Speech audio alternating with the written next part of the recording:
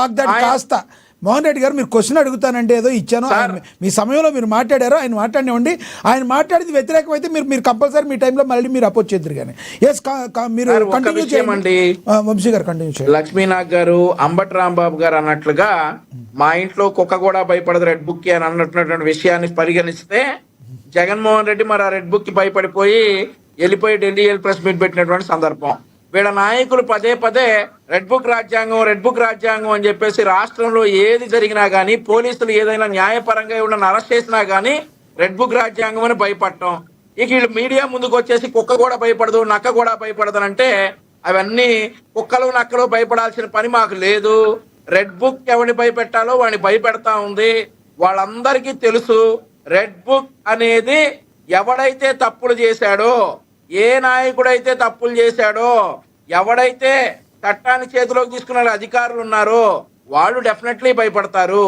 ఆ భయంతోనే జగన్మోహన్ రెడ్డి ఢిల్లీలో వెళ్ళిపోయి రెడ్ బుక్ అనేది మా మీద ప్రయోగిస్తా ఉన్నారు, మాకు భయంగా ఉందని చెప్పారు.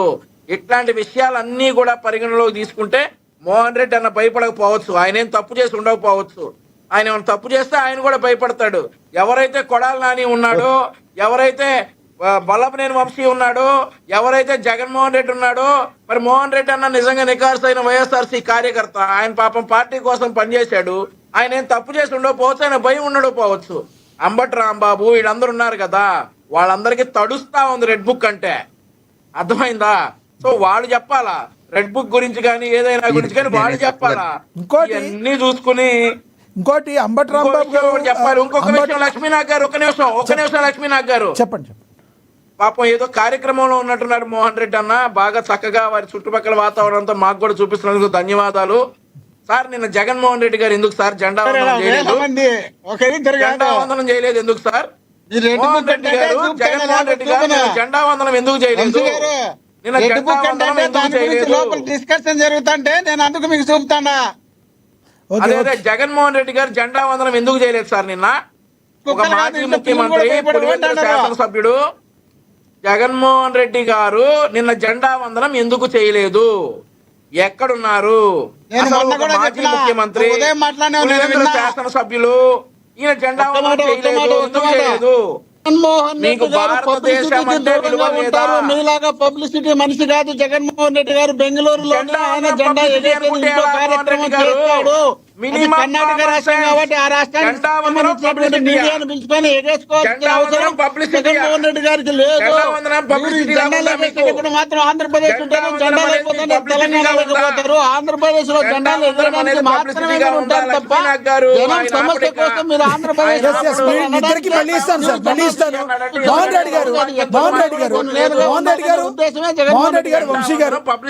వంశీ గారు మోహన్ రెడ్డి గారు ఒకటి అయితే గమనించాలి. సబ్జెక్ట్ సంబంధం లేకుండా మీరైతే ఒకటి అడిగారు, జెండా వందనానికి పబ్లిసిటీకి సంబంధం లేని మోహన్ రెడ్డి గారు. జెండా వందనం అందరం చేస్తాం కదా, మీరు కూడా అలా మాట్లాడతారు పెద్దోరు అయ్యుండి. సబ్జెక్ట్ కి సంబంధం లేకపోయినా అడిగారు, మీరు ఇంకోటి అనొచ్చు. సబ్జెక్ట్ కి సంబంధం ఏముందండి, నో కమెంట్ అనొచ్చు మీరు కావాలి. నేను చెప్తా వినాలయ్యా, చెప్పండి అయ్యా, నేను చెప్తా వినాలయ్యా, దయచేసి వినాలా. ఎందుకంటే ఈ సబ్జెక్ట్ ఈ రోజు పొద్దున నేను వంశీ గారు మాట్లాడేప్పుడు చూసిన వేరే డిబేట్ లో మా క్యాండిడేట్ లేట్ గా వచ్చి కూర్చున్నది, ఈయన మాట్లాడేసినాడు ఆల్రెడీ. ఇంత ముందు ఆగస్టు 15 కూడా ఇదే మాట మాట్లాడినారు, అప్పుడు కూడా నేను డిస్కషన్ చేసిన. ఒక్కటి విను సార్. ఆయన కర్ణాటక రాష్ట్రంలో యలంకలో జగన్మోహన్ రెడ్డి గారు ఉన్నారు. 26 ఆ రోజు 15 2 ఒక్క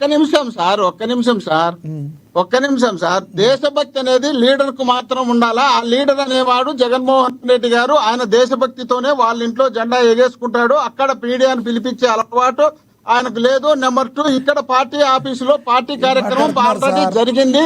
మా పార్టీ మళ్ళా ఎట్లా మీరు అట్లా అబద్ధం చేసి మాట్లాడితే ఎట్లా? ఇప్పుడు ఆయన జగన్మోహన్ రెడ్డి గారు అక్కడ కర్ణాటకలో మీరు ఒక్క మాట చెప్పండి సార్. ఇప్పుడు చంద్రబాబు నాయుడు గారు తెలంగాణలో ఉన్నప్పుడు కరోనా టైంలో ఇంటి మీద ఎక్కేసినారు, గుర్తుందో లేదో ఒక్కసారి చూడండి కావాలంటే. నేను చూసినా, నేనేం విమర్శించాలని కాదు. నేను చంద్రబాబు నాయుడు గారు నిన్న లోకేష్ గారి భార్య వాళ్ళ పిల్లలు పోయి కూడా పైన ఇంటి పైన పోయి ఎగేసినారు. ఆయనకు దేశభక్తి ఉంది, వీళ్ళకి దేశభక్తి ఉందో లేదో కానీ జగన్మోహన్ రెడ్డి గారికి నిండు దేశభక్తి ఉన్నటువంటి నాయకుడు జగన్మోహన్ రెడ్డి గారు. అలాంటి వాడిని పట్టుకొని మనం విమర్శలు అందుకే చేస్తే దేశం వదిలేయడానికి కూడా కోర్టు ఏదన్నా పర్మిషన్ విమర్శ కావాల్సి చేస్తే వచ్చింది. చేయొచ్చు, కానీ ఇలాంటివి విమర్శలు చేసేది జగన్మోహన్ రెడ్డి గారు సరే, అనేది మీకు ఒక రైట్, తెలియకపోవచ్చు. మాకు రైట్, తెలుసు రైట్, ఆయన రైట్, ఉన్నటువంటి రైట్. పవిత్రత, Yes, ఆయనకు ఉన్నటువంటి yes, నిజాయితీ, yes. ఆయనకు ఒక్కటి ఉన్నటువంటి చెప్పండి సార్, సిన్సియారిటీ, మోహన్ రెడ్డి గారు, ఆయనకు ఉన్నటువంటి మోహన్ రెడ్డి గారు, క్రమశిక్షణ, మోహన్ రెడ్డి గారు, yes, yes. ఆంధ్రప్రదేశ్లో ఏ మోహన్ రెడ్డి గారు, నాయకుడికి ఒకరికొకరు ఆరోపణ కాదు. నాయకత్వం ఉన్నటువంటి మోహన్ రెడ్డి గారు ఒక్కటి జగన్మోహన్ చెప్పండి, రెడ్డి గారు. మోహన్ రెడ్డి గారు ఒక్కటి చెప్పండి, జెండా వందనం నిన్న చేశారు అసలు జగన్మోహన్ రెడ్డి గారు చేయలేదా నిన్న? 100% ఇంట్లోనే చేస్తారు. ఓకే, 100% చేస్తారు. ఆయన ఇంట్లో ఆయన వచ్చి కూర్చుండే ఛాంబర్ లోనే ఆయనకు జెండా ఉంది. ఆడ జాతీయ జెండాతో పాటు సింబల్ ఉంటుంది. అక్కడ పోయి లోపలికి పోయిన తర్వాత అక్కడ ముక్కొని ఆడ వచ్చిన తర్వాతనే లోపల కూర్చుంటాడు. అదే ఆయన నిత్యం నిన్న 26 కాబట్టి ఆడ ఇంకా ప్రత్యేకంగా చేస్తాడు. కానీ అక్కడ మనం చూడంగా మీరు గాని నేను గాని వంశీ గారు గాని ఏ ఒక్క రోజన్నా బెంగళూరు నుండి మీడియాలో ఏదన్నా వచ్చిందా? ఆట రాదు. రైట్ మోహన్ రెడ్డి గారు, yes. మోహన్ రెడ్డి గారు, వంశీ గారు, yes, yes, వాళ్ళ పార్టీ yes. పరంగా అక్కడ మీరు వచ్చింది, చెప్పింది ఇక్కడ అర్థమైంది. మామూలుగా పార్టీ Yes. చేసిన దాన్ని Okay. పరిగణలోకి తీసుకోవాలి. రైట్ రైట్, మళ్ళీ సబ్జెక్ట్ డివైడ్ అయిపోతుంది. ఎస్ మీరు చెప్పింది అర్థమైంది. మీ ఇద్దరి దగ్గరికి మళ్ళీ వస్తాను, మళ్ళీ మాట్లాడతాను. మనతోటి ఫోన్ లైన్లో అందుబాటు ఉన్నారు సీనియర్ జర్నలిస్ట్ అక్షర్ సత్యం గారు, ఆయనతో మాట్లాడదాం. అక్షర్ సత్యం గారు నమస్తే అండి. సార్ నమస్కారం సార్.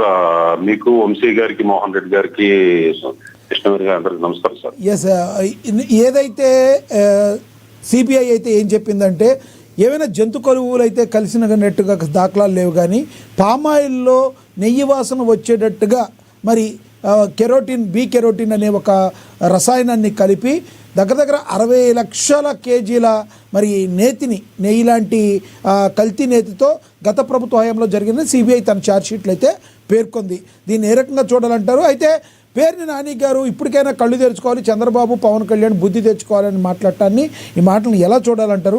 తిరుమల తిరుపతి ప్రతిష్ట దిగజార్చింది ఎవరంటే ఏం చెప్తారు ఒక జర్నలిస్ట్?